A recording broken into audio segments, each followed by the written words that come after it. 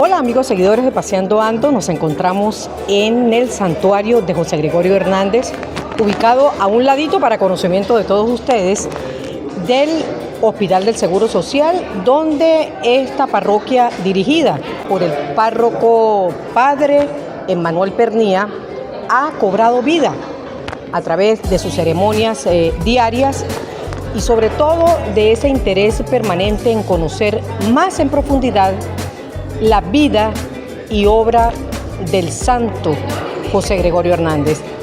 Hoy tuvimos la oportunidad de compartir, Padre, un interesante conversatorio de José Gregorio Hernández, el conmovedor momento desde que inició pues sus estudios de medicina muy joven, de todas las travesías que tuvo que vivir, de todas esas anécdotas, algunas tristes y otras alegres, por las cuales tuvo que atravesar nuestro santo de Venezuela, el médico de los pobres. Pudimos refrescar un poco más qué fue lo que realmente sucedió en ese momento, cuando lamentablemente se nos va de este plano el santo de Venezuela. Padre, hoy agradecidos aquí en Santa Teresa por este regalo que usted nos está dando, porque no es fácil a través de la vía tecnológica online poder conectar, conversar con un especialista que conoce muy de cerca todas las anécdotas y todas las vivencias de José Gregorio Hernández.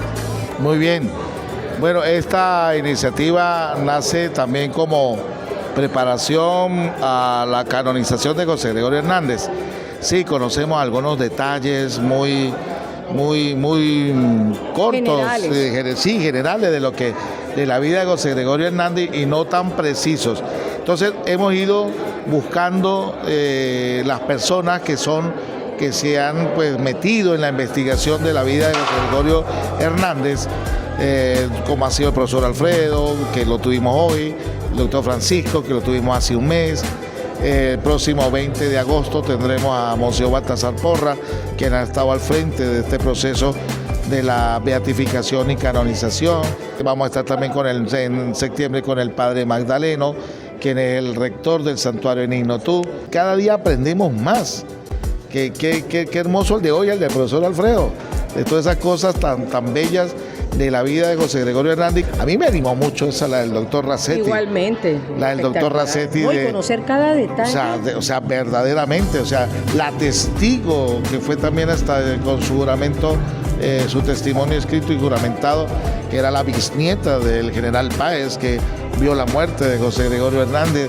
O sea, esos detalles tan precisos de la historia de nuestro santo, con aquel lema de él, porque el lema de él, haz el bien. Para el momento de la canonización, esos actos centrales en Caracas, ¿se tiene previsto alguna movilización del Táchira para Caracas para llevar a tanta gente que es devota de José Gregorio? Pues bueno, creo que se está preparando, si no me equivoco, no para Caracas, pero sí para Ignotú. Sé que después de la canonización en Roma de la Madre Carmen Rendiles y de José Gregorio Hernández, creo que a la semana o el 25 de octubre, si no me equivoco, va a haber una celebración especial en la Candelaria, en Caracas, en la Acción de Gracias por los dos santos. Y luego a la semana siguiente va a haber una celebración en Ignotú. Ahí es donde el Táchira, creo, va a hacer una peregrinación.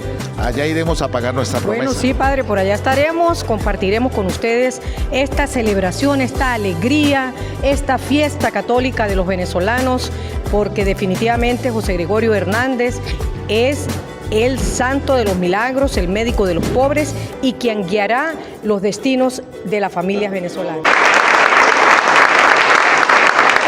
De la niñez y de la adolescencia en este momento. José Gregorio tiene una anécdota bonita con su familia, con sus hermanitas, hermanos, que él compartía en su casa, allá en Ignotú. Desafortunadamente, su madre muere cuando él tiene 8 años, porque él es el mayor de esa familia. Me preguntaron una vez, me hablaban de su mamá, y entonces, ¿qué puede decir de su mamá, doctor Hernández? Y esto mismo lo dijo como hace mucho tiempo el Papa Francisco, el Padre Francisco.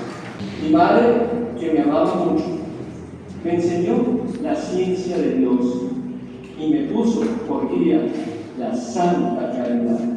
Estaba recién muerta su madre la muchacha que trabajaba en su casa vino y él observaba que a eso como de las 4:30, 4 de la tarde, él salía de su casa. La muchacha se extrañó, ¿no? Dijo, lo voy a seguir, pero a distancia.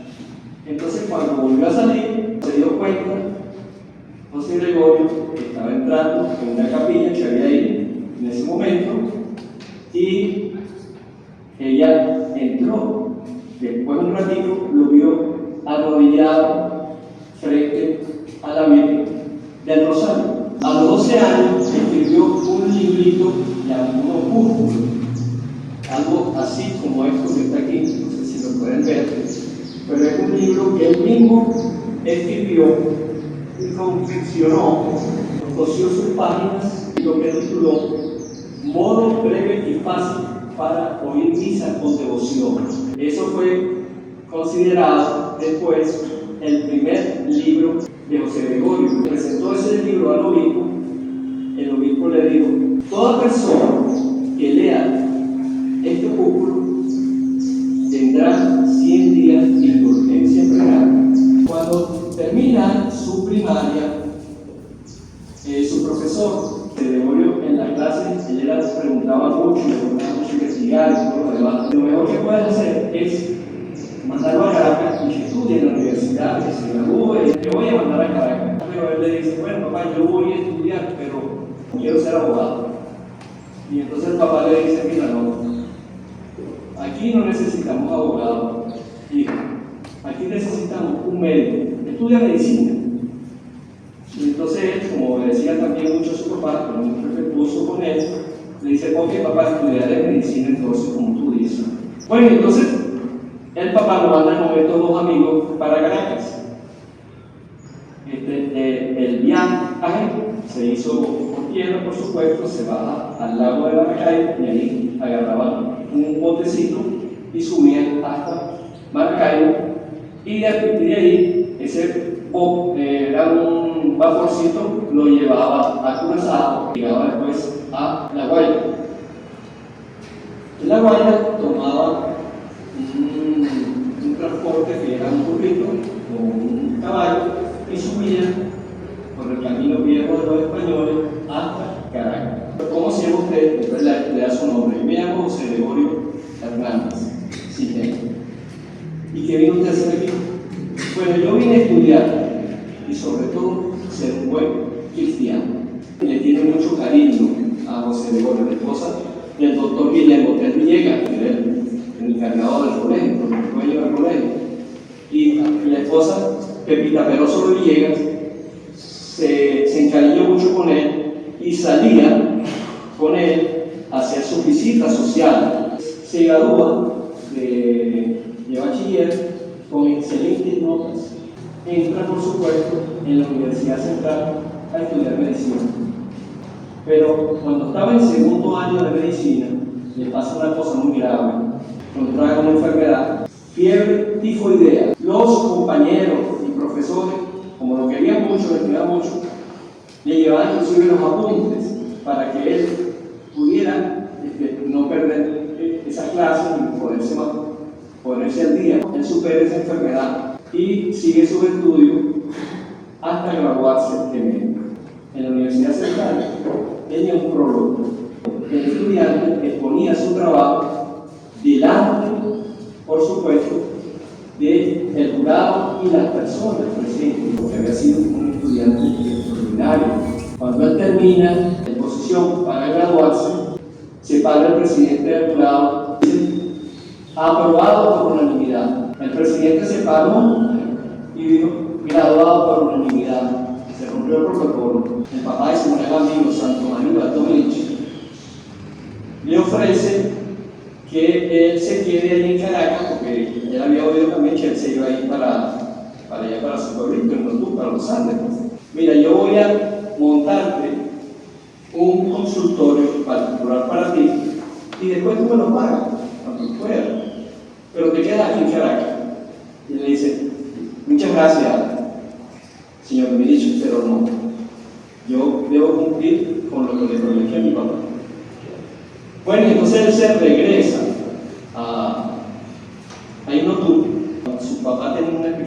cerquita, entonces él lo ayudaba. Y él se dejó crecer los bigotes y la barba. Resulta que aquello fue grande y le decía, él escribía a su amigo, me parece un payaso. Él recorrió pues buscando un sitio donde practicar su profesión de médico. Y cuando llegó al pueblo de Boconó, le encantó Boconó. Y le dijo a su amigo, mira Santo, me voy a quedar a trabajar aquí, a ejercer mi profesión de médico en Boconó. Había dos médicos que lo vieron como un competidor grande, porque sus conocimientos eran mayores. Y empezaron a hacer la guerra a tal punto que lo querían meter preso y mandarlo preso para Caracas como godo. Él se entera de eso, y antes que eso sucediera, él se vino primero para Oriente. El botecito que lo llevaba naufraga, los marineros que estaban con él en ese momento, y lo llevaron a la tierra. El profesor Calixto González había sido profesor de él ahí en la universidad y le tenía mucho cariño. Estaban construyendo en Caracas el Hospital Vargas y se necesitaba personal pues, capacitado. Estaban pasando muchas cosas. Primero, se estaban cumpliendo los 100 años de la Revolución Francesa. Y él llegó ahí y le gustaba pasear, salir a pasear, y se compró un violín. Le gustaba estudiar, pasear, estar en su casa. Había venezolanos ahí también estudiando. Le dicen, mira, José Gregorio, vamos a celebrar el Día de la Independencia nuestra. ¿Tú quieres acompañarnos para ese día? Dice, sí, cómo no, yo los acompaño. Allá en Francia, ¿no? Haciéndose posgrado. Dicen ellos, no, le vamos a hacer una trampita a él. Vamos a buscarle a una mujer para que lo enamore y a ver si lo conquista, y se van todos y lo dejan a él solo con la muchacha. Regresan ellos a ver qué había pasado, y él entonces abre la puerta y consiguen a la muchacha llorando. Ustedes me han dejado a mí como un santo. Estaba ahí también presente el famoso doctor Luis Racet, también estaba haciendo posgrado. Él se para y le dice a los presentes, de José Gregorio podemos decir muchas cosas, pero jamás podemos dudar de su castidad. Él regresa a Caracas, él monta un laboratorio, lo había hecho con una colaboración del gobierno, se hace profesor de la Universidad Central, muy jovencito. Tenía 24 y iba a cumplir 25 años. Cuando los alumnos de la universidad le hacían preguntas a algún profesor, entonces el profesor le decía, joven, usted, esta pregunta que le está haciendo, usted se la hizo al doctorcillo. Le decía el doctorcillo porque era el más joven de todos los profesores que había ahí. Se va a Italia, ahí hay dos anécdotas que sería bueno contarlas. Él no era una persona alta ni fuerte, no. Digamos que era una persona de unos 60 de estatura. Lo nombraron el monje seminario, Fray Marcelo. Cuando está allí, le contaba en carta a su hermano que él le rezaba todos los días oración de carta diaria, era por un miembro de su familia. También, una vez hubo un terremoto y él se sale de su habitación, se va al patio. Cuando llega el prior, buscando si el terremoto había hecho algún daño al meta de la captura, de que no hay nada, pero entonces lo ve a él en el patio y le dice, ¿qué hace usted? Bueno, es que con ese terremoto lo que quise es venir para acá, no, si me fuera a caer ese techo encima y podía perder la vida. Y le dice, usted no puede salir. Si la hora le llega, que se queda en la habitación y ahí lo va a recibir el Señor en el cielo.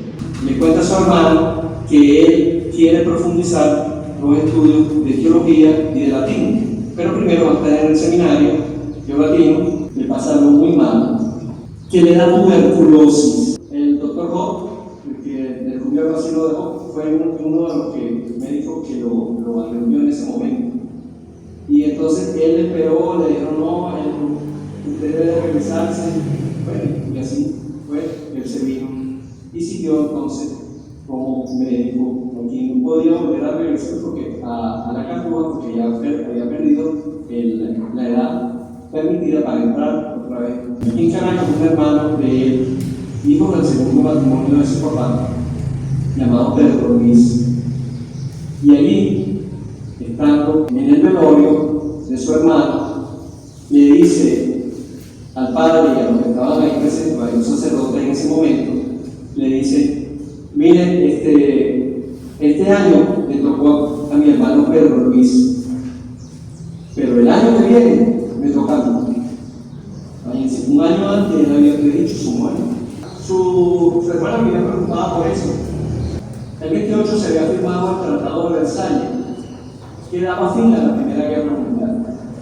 Y entonces él, cuando lee la noticia, eso fue un domingo, se alegra mucho, el hermano Roberto Andrés y tal. Él había salido a comprarle una medicina a una paciente, y cuando está allí le llega un señor y le dice: mira, un niñito se cayó de un balcón y necesitamos que lo vayan a ver.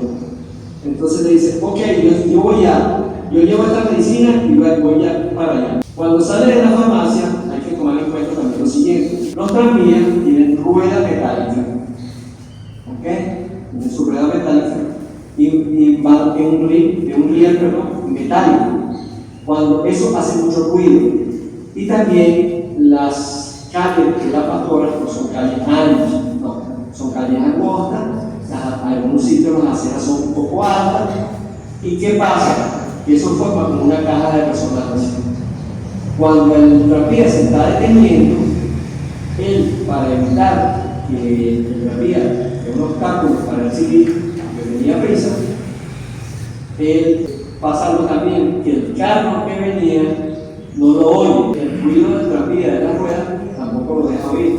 Entonces él sale, cuando él sale, ya tiene el carro encima y le da un golpe. El golpe, si él hubiera caído en forma recta, sino él cayó hacia la derecha con el golpe, y la cera del filo de la cera le dio aquí y le partió el cráneo. Estaba un señor en toda la parte delantera del tranvía y vio eso en primera fila. También estaba una bisnieta del general Páez. Ellos declararon el expediente que se le hace a Fernando Bustamante, que era el conductor. Ese señor que estaba delante se para y lo ayuda y lo lleva al hospital Páez. En el trayecto, ese señor tenía en su bolsillo unas oraciones de San José de los Morillos, y empezó a decirle esas oraciones hasta llegar hasta el hospital Barrio. Pero ya prácticamente desde el hospital Barrio ya está agonizando totalmente. Al rato, después de haber pasado un tiempo, le llegan y le traen un sombrero. Mira, este es el sombrero de la persona que atropellaron, dice. Entonces, ay, este es José Gregorio, este sombrero de José Gregorio. Él conocía, el de la farmacia, el sombrero, que fue lo único que se recuperó. Es importante saber que José Gregorio tenía un maletín médico, pero no usaba maletín médico. José Gregorio no usaba estetoscopio tampoco. Lo que él le gustaba usar era un pañuelo de seda, y hacía amputaciones de seda y le ponía en el pecho o en la espalda, y así ocultaba a su paciente. Para muchos, hoy usted ha sido una película que nos ha llevado a esa época de José Gregorio Hernández. Así será el 19 de octubre, elevado a los altares como el santo de los venezolanos. Gracias, padre. ¿Dónde quieres pasear tu próximo destino? En Irotú vamos a ir para allá. Así es. Si Dios quiere. Paseando, andamos. Gracias.